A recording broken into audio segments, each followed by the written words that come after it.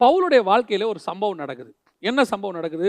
அப்போஸ்தலர் நடபடிகள் 21ஆம் அதிகாரம் 13வது வசனத்துல ஒரு கூட்டம் பவுலை பார்த்து சொல்லுகிறது, நீ உனக்கு இது நேரிடக்கூடாது, உனக்கு இதெல்லாம் சம்பவிக்க கூடாது. அவர் எருசலேமிலே பாடுபடுறத பத்தி அங்க இருக்கு. எருசலேமிலே பாடுபடுறத பத்தி இருந்த உடனே பவுலை பார்த்து அவங்க சொல்றாங்க, இவைகள் நாங்கள் கேட்டபோது எருசலேமுக்கு போக வேண்டாம் என்று நாங்களும் அவ்விடத்தாரும் அவனை வேண்டிக் கொண்டோம்.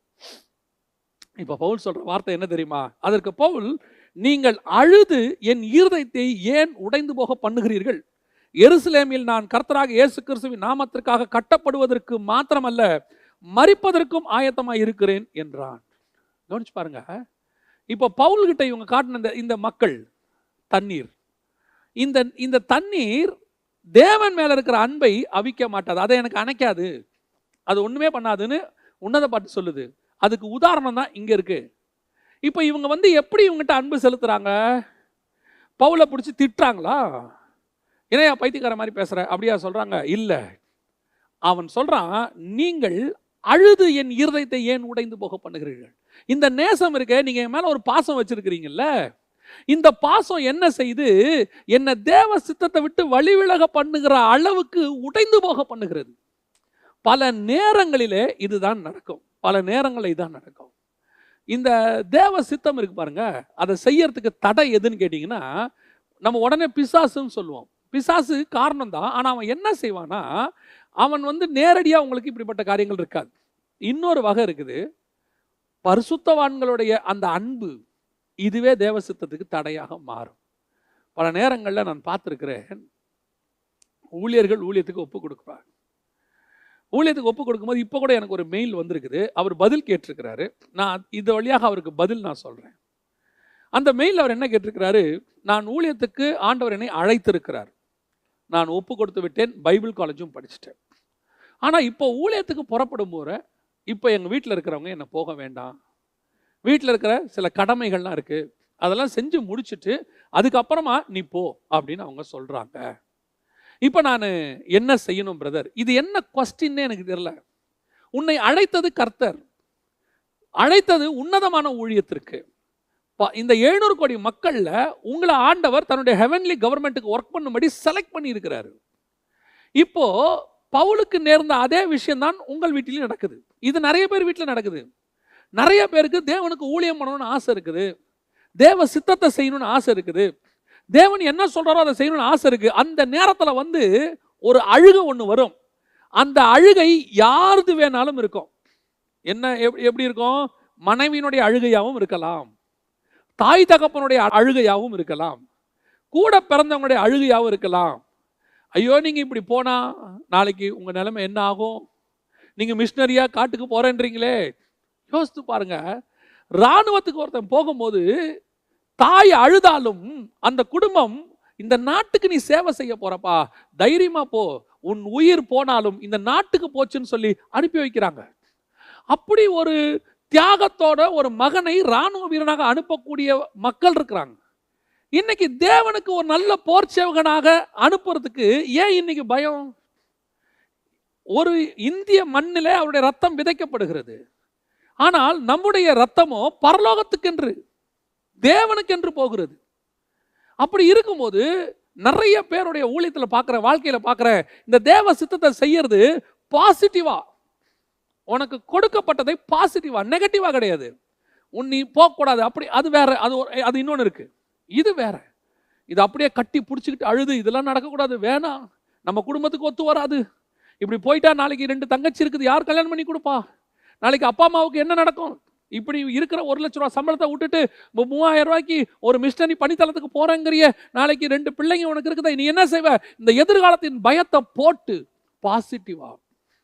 அதான் பவுல் சொல்றாரு, கிறிஸ்துவின் அன்பை விட்டு என்னை பிரிப்பவன் யார்? என்னை பிரிக்க முடியாது.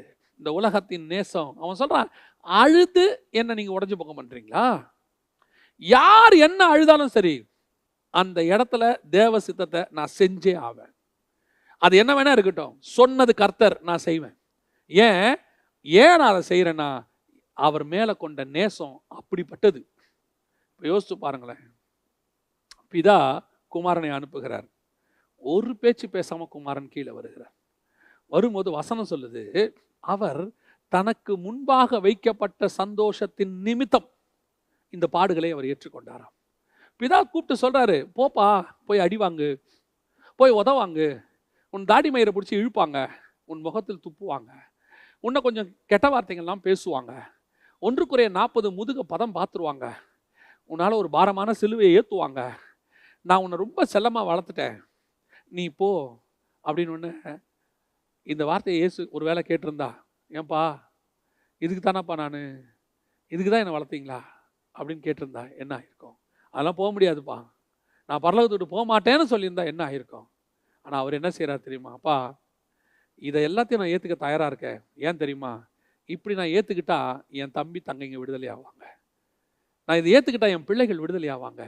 இத்தனை பேருடைய சந்தோஷ நிமித்தம் நான் ஒருத்தன் பாடு செய்கிறதுக்கு தயாராக இருக்கிறேன். யோசிச்சு பாருங்க, நீ ஒருத்தன் ஊழியத்துக்கு ஒப்பு கொடுத்து வரும்போது, ஒருவேளை உன் பாஷையிலேயே சொல்லுகிறேன், உங்க பாஷையில நான் சொல்றேன், ஐயோ விட்டுட்டு வந்தா குடும்பம் என்ன, உங்கள் ஒரு குடும்பம் ஒருவேளை சஃபர் ஆனாலும் ஆகாது. ஏன்னு சொன்னா, கிறிஸ்துவை நோக்கி பார்த்தவர்கள் ஒரு நாளும் வெட்கப்பட்டு போனதே இல்லை. அவருக்கென்று ஒப்பு கொடுத்து வந்தவங்க தரித்திரர் ஆனதே கிடையாது. ஏதோ ஒரு ரூபத்தில் கர்த்தர் உங்களை காப்பாற்றிடுவார். ஒருவேளை அப்படியே ஒப்பு கொடுத்தாலும் கூட, ஒப்பு கொடுத்து நீங்க வரீங்க, உங்க ஒரு குடும்பம் விதையாக மாறி எத்தனை குடும்பத்துக்கு நீங்கள் விருட்சமாய் மாற போகிறீர்கள், எத்தனை குடும்பத்துக்கு நீங்க நிழல் தர போறீங்க, எத்தனை பேர் நரகத்துல இருந்து காப்பாற்றப்பட போறாங்க, எத்தனை பேர் பரலோகத்துக்குள்ள நுழைய போறாங்க. நாளைக்கு அவன்லாம் வந்து உங்களை பத்தி சாட்சி கொடுப்பாங்களே. பரலோகத்துல பிதாவுக்கு முன்பாக, குமாரனுக்கு முன்பாக, 1000 தூதர்களுக்கு முன்பாக சொல்லுவாங்களே, இந்த மனுஷன் எங்கள் கிராமத்துக்கு வந்து இயேசுவை சொன்னதுனால் நான் ஏற்றுக்கொண்டேன்னு சொல்லும் போது உங்க பெயர் பரலோகம் எல்லாம் உச்சரிக்குமே. எப்பேற்பட்ட ஒரு ஆசீர்வாதம்! இந்த ஆசீர்வாதத்தை அங்க இருக்கிற ஒரு தாயினுடைய கண்ணீர் தடுத்து நிறுத்தி விடுகிறேன். அங்க இருக்கிற ஒரு தங்கையினுடைய கண்ணீர், தாய் தகப்பன் உண்மைதான், ஆனா இயேசு சொல்றாரு, தாயாவது தகப்பனையாவது தன் கூட பிறந்தவங்களையாவது என்னை காட்டிலும் அதிகமாய் நேசிப்பானால், அப்பனா அவர் மேல இருக்கிற நேசம் எல்லா நேசத்தை விட மேலான நேசம். யார் என்ன சொன்னாலும் சரியா, என் இயேசு சொன்னதை நான் செய்வேன், தண்ணீர்கள் அதை அவிக்க மாட்டாது. எத்தனை தண்ணி வரும் தெரியுமா? விதவிதமான தண்ணி வரும். இது ஒரு வகையான தண்ணி பவுலை தடுத்து நிறுத்த பார்த்துச்சு. பவுல் சொல்றாரு, அதெல்லாம் முடியாது, நான் பார்த்துக்கிறேன் அப்படின்ட்டார். 2வது ஒரு தண்ணி இருக்கு. இது என்ன தெரியுமா? பேதுரு. இப்போ பிதாவே குமாரனை அனுப்பிட்டாரு, குமாரன் வந்து பாடுபடுறதுக்கு தயாராயிட்டாரு, இப்போ நான் மறிக்க போறதெல்லாம் சொல்றாரு. சொன்னவுடன் பேதுரு அவரை தள்ளி கொண்டு போய், இப்போ பேதுருக்கு ஒரு ஸ்தானம் வந்துருச்சு. என்ன ஸ்தானம்? அந்த 11 பேருக்கு முன்னாடியும் ரெவலேஷன் உள்ள ஆளு. அந்த 11 பேருக்கு முன்னாடி பேதுரு யாருன்னு கேட்டீங்கன்னா, ஒரு ரெவலேஷன் பெற்றவர். ரத்தமும் மாம்சம் இதை உனக்கு வெளிப்படுத்தவில்லை, பரலோக ராஜ்யம் வெளிப்படுத்துது. அப்ப அந்த வெளிப்பாடு இந்த 11 பேருக்கு அங்க இல்லை, அவருக்கு இருக்கு. ஸோ இப்போ அவர் வந்து எப்படி ஆயிட்டாரு? 11 பேரை விட கொஞ்சம் லீடர் மாதிரி ஆயிட்டாரு. இப்போ அட்வான்டேஜ் என்ன எடுக்கிறாங்க தெரியுமா? இப்போ இவர் சொல்றாரு, நான் மரணம் அடைய போறேன், 3ஆம் நாள் எழுந்திருப்பேன். உடனே பேதுரு அவரை தள்ளி கொண்டு போய் தேவனையே கழுத்து மேல கை வச்சு தள்ளிட்டு போறாரு. ஏன் கழுத்து மேல கை வச்சு தள்ளிட்டு போறாருன்னா, அந்த வசனத்தை நீங்க வாசிங்கன்னா, அவர் திரும்பி பேதுருவை பார்த்துன்னு இருக்கும். அப்படின்னா என்ன? தள்ளிட்டு போயிருக்கான். திரும்பி பார்த்து, அப்பாலே போ சாத்தானே. இப்ப பேதுரு என்ன சொல்றாரு? இதெல்லாம் உங்களுக்கு நடக்கக்கூடாது, நான் நடக்க விட மாட்டேன். இது அன்பின் நிமித்தம் இல்ல, உரிமையின் நிமித்தம். இதுவும் ஒரு வகையான அன்பு தான், ஆனா ஃபோர்ஸபிள் அன்பு. அவங்க அழுது கெஞ்சினாங்க, பவுலை நிறுத்த முடியாதுன்னு தெரியும், அழுதாவது பார்ப்போம், நம்ம கண்ணீருக்காவது அவன் இறங்குறானா பார்ப்போன்றது ஃபர்ஸ்ட் கேட்டகரி. இப்படி உங்களை கண்ணீரோடு கூட தடுத்து நிறுத்தி தேவ சித்தத்தை செய்ய விடாம, பிதாவின் சித்தத்தை செய்ய விடாம, ஊழியத்துக்கு போக விடாம தடுத்து நிறுத்துற கூட்டம் ஒன்று இருக்கு. தேவன் உங்களுக்கு சொன்னாரா அதை செய்யுங்க. தேவன் சொல்லாம சிலருக்கு இன்ட்ரெஸ்ட் இருக்கும், நான் ஊழியம் பண்ணணும், அது வாஞ்சை. அந்த வாஞ்சைக்கு அங்கீகாரத்திற்கு வெயிட் பண்ணுங்க. அது வரைக்கும் உங்க வீட்டில இருந்தே நீங்க ஊழியம் பண்ணுங்க. உங்களால் முடிஞ்ச சுவிசேஷ ஊழியத்தை நீங்க பண்ணிக்கிட்டே இருங்க. ஒரு நாள் அழைப்பு வரும், பிரத்யேகமான அழைப்பு வந்து நீங்கள் பிரிக்கப்பட்டு, வேறு பிரிக்கப்பட்டு நீங்கள் ஊழியத்துக்கு என்று வருவீங்க. நான் அந்த இடத்த சொல்றேன். இப்போ இருக்கிற வாஞ்சையை தான் நீங்க அழைப்பை நினைச்சிடாதீங்க. ஏன்னா அந்த வாஞ்சை இயேசுவை ஏற்றுக்கொண்ட எல்லாருக்கும் இருக்கும். ஐயோ எப்படியாவது ஆண்டவருக்கு நான் ஆத்துமாதாயம் பண்ணணும்னு, அதை செஞ்சுக்கிட்டே இருங்க, வீட்டில இருந்தே பண்ணிக்கிட்டே இருங்க. ஒரு நாள் உங்களுக்கு பிரத்யேகமான அழைப்பு கொடுக்கும் போது அதை தடுக்கிறவர்கள் உங்கள் வீட்டாரோ சொந்தக்காரங்களோ யார் வேணாம். ஃபர்ஸ்ட் கேட்டகரி மக்கள் தான் அழுது. 2வது கேட்டகரி ஒன்று இருக்கு, அது என்ன தெரியுமா? அதெல்லாம் நீங்கள் போகக்கூடாது. அது எப்படி போவீங்க? என்னை மீறி நீங்கள் போகக்கூடாது, நான் உங்களை விட மாட்டேன். என்ன நீங்கள் பாட்டு சும்மா மிஷினரியாக போகிறேன்றீங்க, காட்டுக்கு போகிறேங்கிறீங்க, நீங்கள் ஊர் பேர் தெரியாத ஊருக்கு போகிறேங்கிறீங்க, மனைவி பிள்ளைகளை கூட்டிகிட்டு போகிறேன்றீங்க, என்னப்பா? சிலர் உரிமையோடு கூட தடுப்பார்கள். இது 2வது வகையான தண்ணி. இந்த தண்ணி கிட்ட பவுல் பேசுகிற மாதிரி பேசக்கூடாது. பவுல் எப்படி பேசினார் தெரியுமா? நீங்கள் ஏன் என்னை அழுது உடைந்து போக பண்ணுறீங்க? ஏன்ப்பா என்ன கலங்கம் பண்ணுறீங்க? நான் தேவசேனை ப்ளீஸ் என்னை விட்டுருங்கன்னு அவர் கெஞ்சுறாரு. ஆனால் இங்கே இந்த மாதிரி இருக்குது பார்த்தீங்களா, இது ஒரு கேட்டகரி. இது எப்படின்னு கேட்டால் தடுத்து நிறுத்திக்கிட்டு நிற்கும். இது நம்மக்கிட்ட வந்து அன்பு தான் அன்பினுடைய இன்னொரு வெளிப்பாடு இருக்குது. இவங்க எப்படி செய்வாங்க? அதெல்லாம் போகக்கூடாதுன்னா போகக்கூடாது, அவ்வளோதான். இதுகிட்ட எப்படி சொல்லணும் தெரியுமா? ப்ளீஸ் என்னை விட்டுருங்கன்னு கேட்குறாரு. அப்பாலே இப்போ சாத்தானே, இது தடை. இப்படி வகையான ஒரு கூட்டம் இருக்கும். இது உங்கள் ஊழியத்துக்கு போக விடாமல் உங்கள் தடுக்கிற இன்னொரு கூட்டம். நாட் ஒன்லி மினிஸ்ட்ரி, நான் சொல்றது வெறும் ஊழியன் மட்டும் எடுத்துறாதீங்க. தேவ சித்தம் எதுவாக இருந்தாலும், உங்களை தேவன் என்ன இந்த படிப்பு படிக்க சொல்றாரு, இல்லை இந்த வேலைக்கு போக சொல்றாரு, இல்லை இந்த திருமண காரியத்தை இப்படி சொல்றாரு, இல்லை வேலையில் இப்படிப்பட்ட ஒரு பிஸ்னஸ்ல இப்படி சொல்றாரு, எது தேவன் சொல்றாரோ அதுக்கு ஆப்போசிட்டா நான் சொல்றது, அது மினிஸ்ட்ரியாகவும் இருக்கும்.